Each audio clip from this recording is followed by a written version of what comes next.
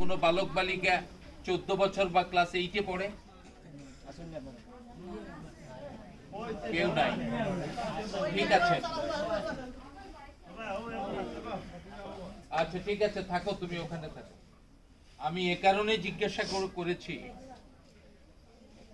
14 বছরের একটি বালিকা ক্লাস 8-এ পড়ে, তার নাম স্বর্ণা দাস, তার বাড়ি জুড়িতে, তার বাড়ি। সে তার মায়ের সাথে শরীফপুরের সীমান্ত দিয়ে, শরীফপুর তো চেনেন আপনারা না? চেনেন না?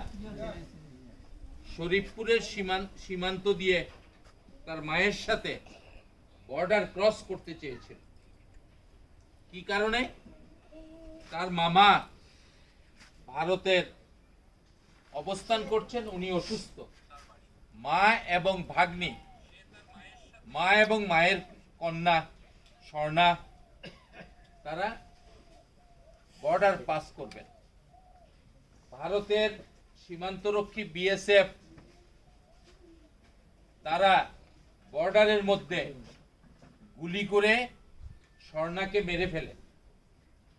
স্বর্ণার লাশটা একদিন কাঁটাতারের বেড়ার পাশে পড়েছিল। শিয়াল পাহারা দিয়েছে, কুকুর পাহারা দিয়েছে, বন্যপ্রাণী কেউ তাকে স্পর্শ করে নাই, চারপাশে বসেছিল। অথচ আমরা মানুষরা তাকে গুলি করে হত্যা করেছি এবং তার লাশের প্রতি আমরা অশ্রদ্ধা করেছি। মাল্যকে ভারত, ভারতে বেশিরভাগ কারা বসবাস করে? হিন্দু সমাজের লোকজন। আর এখানে বর্ডারের মধ্যে মাল্য কাকে? আরেকজন হিন্দু কিশোরীকে। সে ক্লাস 8-এ পড়ে। ভারতের প্রতি প্রশ্ন, বর্ডার যদি সে ক্রস করে যায়, তুমি কি তাকে মারতে পারো? তুমি কি তার জীবন দিয়েছো? তুমি কি তাকে পৃথিবীতে বিচরণ করবার জন্য পৃথিবীতে নিয়ে এসেছো?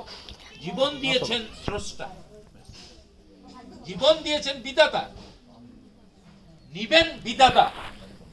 তুমি মানুষ হিসাবে মোদী সরকার, তুমি মারলে। কাকে মারলে? বাংলাদেশের একজন কিশোরীকে তুমি মারলে। কিশোরীকে মারো নাই, স্বর্ণাকে মারো নাই, মেরেছ গোটা বাংলাদেশের 18 কোটি মানুষকে। এই মানুষগুলো যদি বর্ডার ক্রস করে তোমার দিকে ধাবিত হয়, পৃথিবীতে কোন শক্তি আছে লক্ষ লক্ষ নিরস্ত্র মানুষকে মারবে? স্বর্ণা একজন নয়, 18 কোটি মানুষের প্রতিনিধি স্বর্ণা। আজকে তার বাড়িতে ক্রন্দনের রোল, তাকে চিতায় চড়ানো হয়েছে, ভস্মীভূত হয়েছে। তুমি মোদি বাহাদুরি করলা। এইভাবে তুমি সীমান্তে মানুষগুলো